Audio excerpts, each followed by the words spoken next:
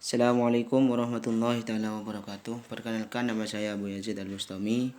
Saya di sini akan menanggapi video yang telah dikirim oleh Dr. Abdul Wadud Nafis LCMI yang mana mengenai tentang Bank Sentral. Yang pertama adalah pengertian Bank Sentral. Bank Sentral adalah sebuah instansi atau lembaga keuangan yang memiliki tanggung jawab atas suatu kewajiban moneter dan melahirkan tingkat aktivitas ekonomi yang stabil dalam suatu negara. Artinya di sini bahwasanya Bank Sentral itu adalah instansi atau lembaga uang yang memiliki tanggung jawab kepada kebijakan moneter untuk menstabilkan suatu perekonomian dalam suatu negara. Itu salah pengertian dari Bank Sentral. Terus yang selanjutnya adalah kewenangan Bank Sentral. Yang pertama, untuk melakukan pengendalian moneter, yakni operasi pasar terbuka, penetapan tingkat diskonto, penetapan cadangan wajib minimum, dan pengaturan kredit atau pembiayaan. Itu kewenangan dari Bank Sentral, menetapkan suatu perekonomian yang mana di sini terdapat banyak kebijakan atau pengendalian moneter. Salah satunya adalah pembiayaan atau pengkreditan.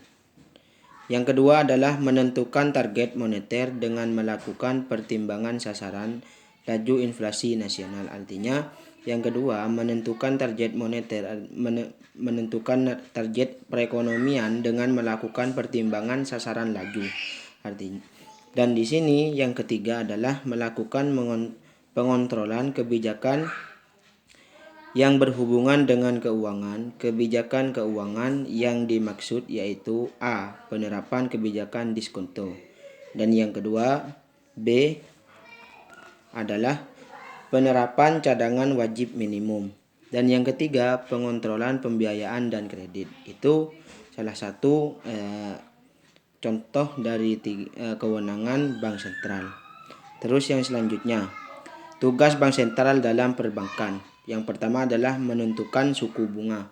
Artinya dalam suatu peminjaman atau suatu perekonomian itu pasti ada namanya bunga. Dan yang kedua adalah sebagai banker, artinya pemilik uang.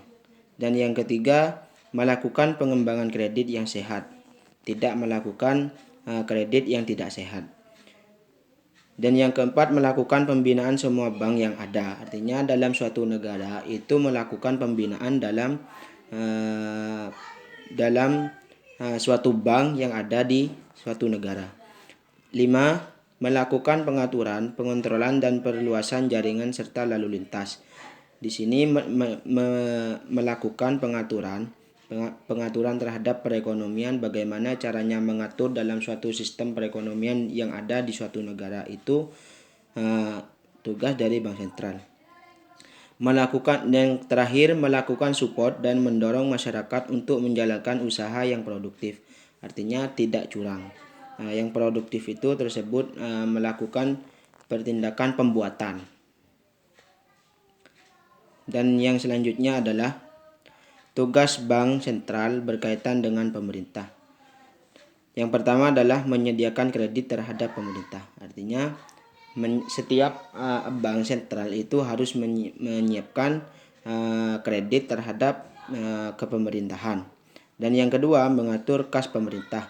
Dan yang kedua, mengatur kas pemerintah. Artinya di situ seperti biaya produksi dan semacamnya yang diolah oleh suatu negara itu masuk ke bank sentral. Artinya bank tersebut yang mengatur kas pemerintahan.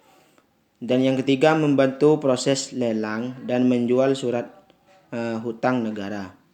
Yang keempat, melakukan pengedaran uang sebagai alat pembayaran yang sah.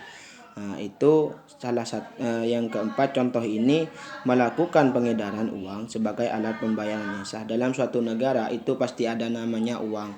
Dan uang tersebut dikelola oleh Bank Sentral dan disebarkan luaskan kepada suatu negara untuk menjadi pembayaran yang sah terhadap suatu perekonomian. Dan yang kelima, mempunyai hak penuh terhadap pencetakan dan produksi uang. Dan di sini tugas dari bank sentral itu sendiri mempunyai hak penuh terhadap pencetakan uang dan produksi uang dalam suatu negara. Yang keenam, mempunyai hak tunggal terhadap pencetakan uang. Itu contoh-contoh tugas dari bank sentral yang terlibat dalam suatu kepemerintahan.